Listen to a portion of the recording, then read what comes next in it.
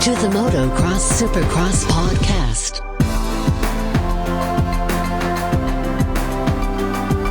We are back after a nice little break, little weekend off, little Easter weekend off. But we are back now going into round 13 in Seattle, little West Coast race. This is episode 41. I'm Adam here with Claudio. What's up, Claudio? What's up, dude?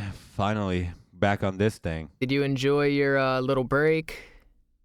Yeah, I guess. I mean, it kind of sucked, being away from the mic for a little bit and from the races and just being able to talk of what we love to do, and it was a little off, but I'm glad to be back, and I'm glad to be reporting to you guys, and just remember to follow us at the MXSX podcast, and yeah, man, for real, it feels great. It feels great to be back on air for sure. That's right. So we are on round 13, unlucky Yes, number sir. 13. Ooh. Going into this race, I saw a lot of the riders were already getting ready for their outdoors, out doing that testing on their weekend off. There's only, whatever it is, 4 more rounds to go. And then, all the concentration shifts to motocross. So we got this West Coast race this weekend at CenturyLink Field in Seattle. And then Yes, sir. the 14th, they're in Minneapolis, Minnesota. And that's an East Coast race. And then Gillette Stadium, obviously, in Massachusetts. That's on the 21st. That's an East Coast race. And then we go West Coast again in Salt Lake.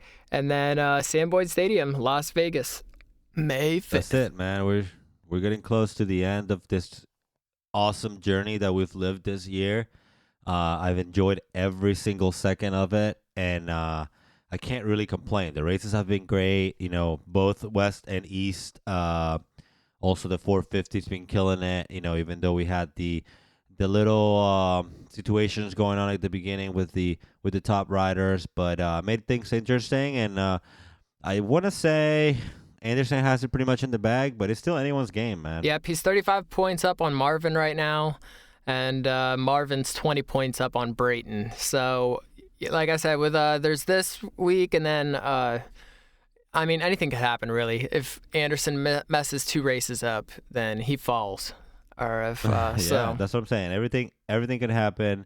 It's still anybody's championship, and like I said, even though it looks like Anderson already ran away with it, but hey, it's anything can That's happen. right. So in this 450 class, obviously we've had so many injuries, lots of people Yes. injured, but we are going to see a new face this weekend in Seattle. A new old face Yes, this weekend. a new old face. That's right.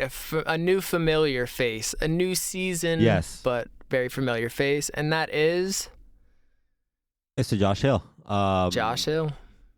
Yeah, older brother to Justin Hill. The defending champ for the West Coast right now. He will be riding. He'll be filling in for the Yamaha team. He'll be filling in for Justin Barcia. So they got a substitute for the substitute. Well, Justin Barcia was like he was almost like a full substitute. And they did make him a full rider like right before he got hurt. But Well, that's true. Yeah, I can't believe they waited so long, though, to replace him.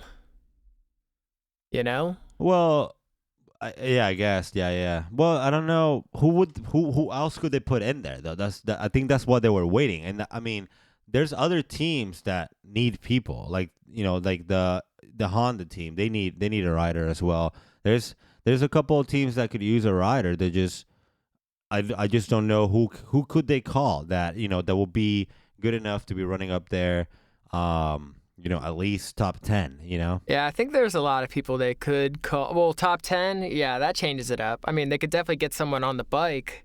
I mean, there's plenty of arena cross riders and some of the lights riders, and then just some other people. Hell, call Dungey. He's dying to come back and race. Yeah, but he's only gonna come back with a KTM, yeah, man. Of course.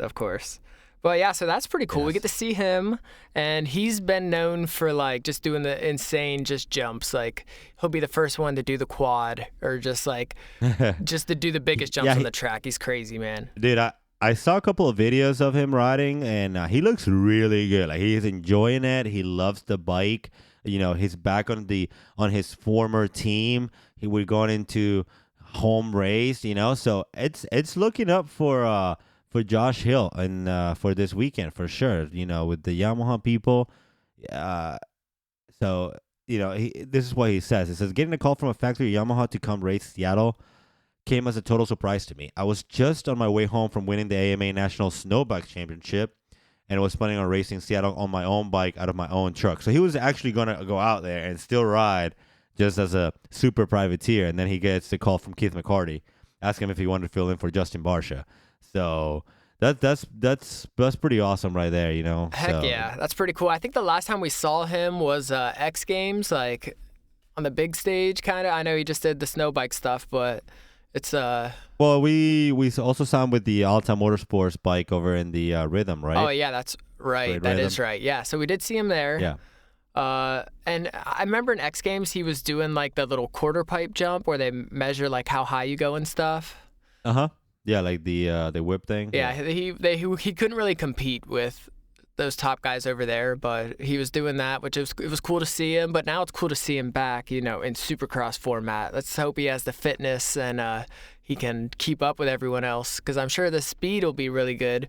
But like we said, we haven't seen him in a while. But if he's doing the snow bike stuff, those things are heavy, so you gotta assume his fitness is good.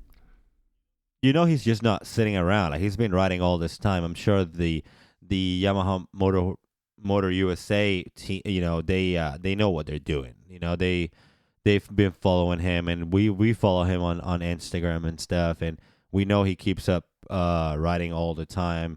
If it's not with the Alta Motorsports people, it's with the snow bike or whatever it is. So he's still pretty active, and like I said, dude, on those videos that they posted it on him, he looks good. He looks really good. He's just whipping that bike around, just doing whatever he wants it to do. So pretty amazing. I'm stoked to see him back, and I'm stoked to see him back on a Yamaha, and I'm stoked to see him back on a Yamaha on his home race. Yeah, that's right. And it's kind of like a Blake Wharton just coming in real fresh, Yes. But I think that's also an advantage to the other riders too, just getting that extra week off to just heal up and get everything together. So I think Seattle is going to be a really good race. Though I saw a picture of the track on Instagram. They got it built, but it's all covered up with tarps, like it was raining and stuff. They have a bad weather for this weekend. They think it's going to be a muddy race. Oh, all right. Yeah, it's supposed to. A couple of riders were commenting on that this week. They were saying how it's supposed to be raining pretty much all weekend, Saturday, Friday, Saturday, and Sunday. So they're expecting to be racing they're expecting to be a mud race for sure. Awesome, we're due for a good mud race, Yeah, right. Yeah, we've been 13 rounds in without one, so it's about time. And I don't want to say hopefully it does rain. But I think they're definitely expecting. Yeah, I kind of hope it rains. So I think that'd be cool to see. I'm looking at the track map right now. It looks like it'd be a good mud race track. I don't know. The one thing that I don't kind of like, but maybe I'll learn to like it, is that little S turn right there on the start line. Yeah, I'm not a big fan of it either. I don't see what the purpose of it. At least I feel like they just did it so they can add like 2-3 more seconds to the lap time. Yeah, there's no jumps. It's just like literally an S turn. But I mean, it can be cool if there's like some good passes there and stuff. Yeah, they did it in Phoenix, didn't they? Is that what they did in Phoenix? No, Houston. It wasn't like that though. It didn't have like that straight, like it was like a complete S to it. Like it really S's. Yeah, no, Houston's like their lanes just crossed over the track. This one's just I'm not a fan of that little section right there, but the rest of the track looks really cool. Yeah, the rest of it looks like a basic Supercross track except for that little S turn. Yeah, the start looks a little shorter though, that's for sure. It doesn't go all the way to the end.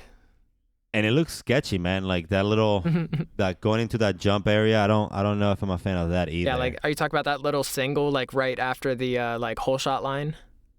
Yeah, Yeah, exactly. like into the turn. Yeah, and it's like a little single and like turn right there, so. Yeah, that should be pretty interesting. We'll see. We'll have to wait and see what happens with that. But yeah, so it's got that little that left-hand start. Lots of left-hand starts this year. I think pretty much all of them were left-handed starts. But yeah, it looks really cool. It'll be cool just to be back racing. It's been way too long. Yeah, they definitely just did that little thing, just to add that the 3 seconds to the lap Yeah, time. just make it like different.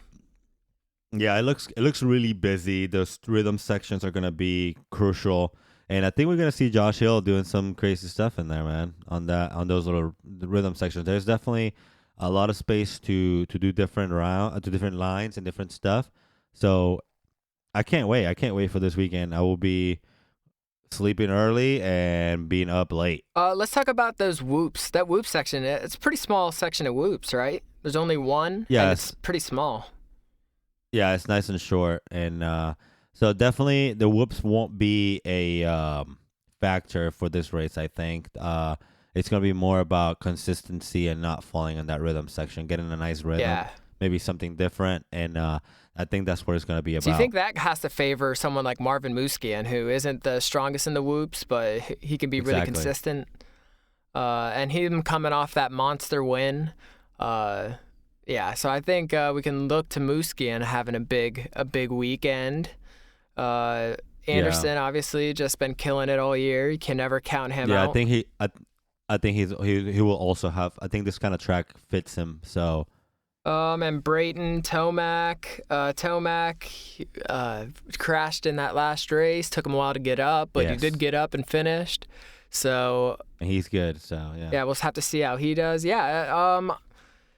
Yeah, we'll have to see who can do good in the mud, because if it does get muddy, things change. There's a big. Yeah, if that's what they're yeah, exactly. If that's what they're expecting, if they're expecting what's it called? If they're expecting rain this weekend for the race, it's gonna be interesting to see. We might see another Brayton up there. Another good run by Brayton. Yeah, exactly. Brayton or Baggett or maybe Wilson can do good again. Why not Hill? Why not? We'll have to wait and see those lap times before I'm convinced. But yeah. I mean, so that looks maybe really good. Maybe he does the whole Josh Hansen situation. Say what? Maybe he'll do like a Josh Hansen situation. He'll go and not make the night show. I think he will. Yeah, I think he will too. Josh Hansen, I was watching one of his live Instagram videos, and he's just in the mountains, just jumping stuff, just living the dream, man. Like literally just jumping hillsides like at sunset, and yeah, man, he's living it up. So I don't think he's too bummed out about it, but yeah, he's still hurt. Yeah, that foot, TBD. Speaking of injuries, I don't think we have any new injuries for this weekend. We still pretty much got everyone that's hurt still out. Yeah. I saw Roxon. He's gonna have surgery to get his pins removed on the 11th, and then they said he is scheduled to begin riding the 16th. So that's crazy, man. I cannot believe that. What? How fast it was, or just?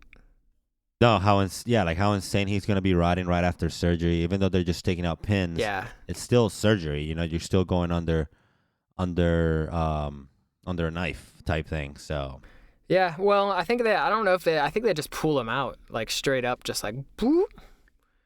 Yeah, they do. They well, depending on what it is. When I had mine, they just pulled mine out. I didn't even have to go. Obviously I had anesthesia and stuff, but so you were under? Other than that, were you awake? You weren't awake then. I was just on my arm. Oh, okay. Though. They just numbed your arm a little bit and pull it. Yeah, up. they just numbed my arm, and they When did you break your arm? I don't remember this. Oh no, you weren't around yet. Oh, that was way before you. I was like 8. Was it from dirt bikes? Yeah, it was right before I came up to the States. Nice. So you want to tell us about your crash, or no? Too embarrassed? Well, not really. I just kind of went down in a corner. So and then I broke. Yeah, I broke my arm. It was weird though. Like I broke my arm. So and when I got up, like my arm was the other way. Like it was facing the other way. So like I just kind of grabbed it and stood there until they came and got me. What were you on, like 80s or something? No, it was 60s. 60s. Yeah, well. Yeah. It was 60s too. It wasn't 65. Damn, that sucks. That's a shitty wreck. If you're gonna get hurt, you might as well like do what Roxon does and just like fly across the track or get sucked into someone's tire. You just fell in a corner. I'll remember that next time I'm riding. Yeah, exactly. Go out. You got to make it look good. Your crash has got to look good, man. You can't just fall in a corner. All right, so I got the weather report for Seattle right here. Yeah, what are we looking like? And all right, so we're looking for 70% chance today, 90% chance tomorrow, 20% chance on Friday, 90% chance on Saturday, 50% chance on Sunday. So unless that moves super rapidly like in the next couple of days, we're definitely looking at a mud race. Nice. Yeah, it could definitely move, though. That 20% chance on Friday, maybe a press day at least turns out nice, or maybe that shifts a little bit into Saturday. But, yeah, it definitely looks like it's going to be raining. Seattle's known as, like, that rainy city where it's always raining. So, yeah, you're right. So, what about the temperature? Yeah, we'll see. Another thing I wanted to touch up on the track map before we move on. On the S turns, I feel like, okay, so you got the S turns, you go in front of the starting gate, you go to that left turn, and then when you go across on the starting line, and then you go right turn. Yeah. Okay, so that right turn, isn't it pretty close to that that triple or that, that triple? Definitely. Right there? It's very close. You put someone's ass over that turn, they're going to get landed on the triple. Yes, that's exactly what I said when I looked at the map. I was like, if you take someone out, you're gonna get landed on for sure. And another thing about that S turn, it looks like the ruts are gonna like fade into the the start line. So if you're on one of those edges, the inside or the outside, you're gonna be hitting like ruts. Yeah, you might be right. Yeah, I'm sure they're gonna have a little tractor just for that little area right there. So. Yeah, they have to. But yeah, that line definitely looks really close to that triple. So. You better hope no one hits that triple a little crooked or someone doesn't go over that turn. Exactly. No. And for real, we have to, we'll keep a close eye on that. Also, we were talking about this off the air, but we were talking about vlogs. The vlogs. And how many riders are actually doing them now. And I think I have a little count right here. So we have Adam Cirulo. Yep. We have Cole Seeley. Yep, he's new to the vlog game. Then we have Christian Craig. Yep, him and his wife do that one. Yeah, and then I think those are the only ones for the States. And then we also have like the GNCC people have one. Jason Wiggin has one. Did you watch the new Racetrack Supercross? I have not. I have not been able to been online as much. Like since we were kind of off this weekend, I took a lot of time and started doing a lot of things for like my job and stuff like that. So definitely it's been a little busy for me, and I haven't been able to watch anything. I will definitely start getting in routine again since we're back at it. So. Back at it. Yeah, you have to watch that one. It's pretty good. It's Blake Wharton's return, and Martin, is it Martin or Martin Costello? Martin Costello. Martin Costello. He starts getting a little mental, in his head, up on his head, not wanting to get hurt. So he's trying to like find that line between like riding aggressive but trying to be like super safe and stuff. And he's like scared of crashing, and he like. Yeah, that's not gonna happen. Yeah, bro. he kind of fired. Not really fired, but he said he wasn't doing like Ryan Hughes's like training program. He's just gonna work on his own, kind of thing. So, yeah, we'll have to see. We'll see the Racetrack Supercross guys out again this weekend with this West Coast race. Oh yeah, that's right. We do go back to them, and we'll be back on the West Coast. Let's talk about these points. Yeah, let's talk about the points. We already talked about the 450s a little bit with Anderson being up 35 points on Marvin, and Marvin being up 20 points on Brayton. But Tomac is in fourth. He is 16 points behind Brayton, so still a little bit back, and he's actually tied with Baggett there too. So we'll have to see if Baggett and Tomac can close the gap a little bit. They're 20 points, over 20 points up on Weston Pike, so he's in that 6th. But Tickle, Webb, Dean Wilson, and Cole Seeley, man, still in top. He's still in 10th place. And that's crazy. There's been so many people hurt, though. It's so many people here. You want to talk about who's all been hurt so far? Let's do it. Oh, okay. Like as of right now, for this weekend. So Cole Seeley, obviously. Yes. Justin Barsha still sitting in 12th in the points. He's out. Yep. Ken Roxon sitting in 14th in the points. He's out. Crazy. They're still 14th. Yeah, that is crazy. Those are the top guys, but Justin Hill, he was sick during Indianapolis for the 250s. Yeah, but expect to see him. Shot. Alex Ray, I know he got hurt. Jeremy Martin will also be back on that 250 along with Chisholm, so they won't. I know Weimer is riding, but I don't know if he's gonna be racing. That's right. He's back riding. Josh Grant though still hurt. Yeah, there's just been a lot of injuries this year, which is good for some of Alex the Ray.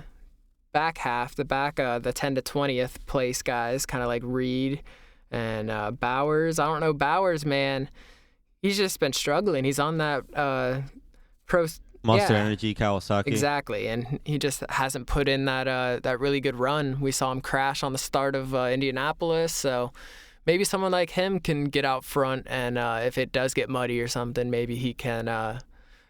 See, those mud races to me, man, like I feel like anyone can win the mud race, you know? It's like a triple crown. Yeah, my uncle used to race the GNCCs and stuff, and he rarely did motocross, but whenever like it was raining super hard and it was going to be the mud fest, he would just go do the motocross and just clean up.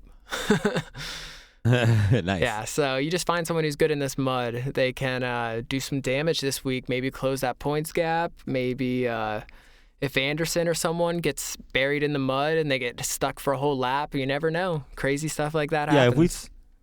If we see if it actually does rain, which is what it looks like, we are definitely in for a treat for sure. It's gonna be interesting to see. It's gonna be great. It's gonna be great. Yeah, so that's the 450s, 250s. Plessinger is up 11 points on Savacci. Or just kidding, he's up 9 points. I can't do math. No, 4 points. 4 points. Hold on. 133 Plessinger, Joey Savacci, 129. Yeah, I don't know what you're looking at, but it's actually 151 for Plessinger and 142 for Savacci. This is Racer X. Well, Racer X is wrong, bro, because I'm on results. Yeah, I know. This is the second time this has happened, too, so go ahead. They're slacking, man. Racer X been slacking. I actually expected to see more articles from them over this last, week and a half, 2 weeks. They haven't really put much up either. Guess everyone's taking a week off, a little Easter break. But Adam Cianciarulo sitting there in third place, 3 points behind Savacci. So that's pretty close for second place. And then McElrath, he's 12 points behind Cianciarulo in fourth. So that's a little bit of a gap. But that top three here you go. Can be pretty close, especially if Plessinger has a bad night. Yeah, this now I got it right here what you're talking about. We have Plessinger 151, Savacci with 142, and then Cianciarulo with 139. Cianciarulo, man, coming up, been very close to getting a win. Still haven't been able to. So, do you think we're gonna be able to see him on top before the end of the season, or what? I hope so. I mean, we said that at the beginning of the season. We're like, we think Cianciarulo gets on he wins a race this year, right? And we were like, yeah, he has to. But so far up to this point, he hasn't done it. But he has come close. He looked good. Unfortunate. He's healthy. So I'm gonna say, yeah, he can do it for sure. Yeah, definitely. They are pretty close on points. So anything can happen. They still got a couple of rounds. We still got 3 more rounds for the 250s in each coast, I believe.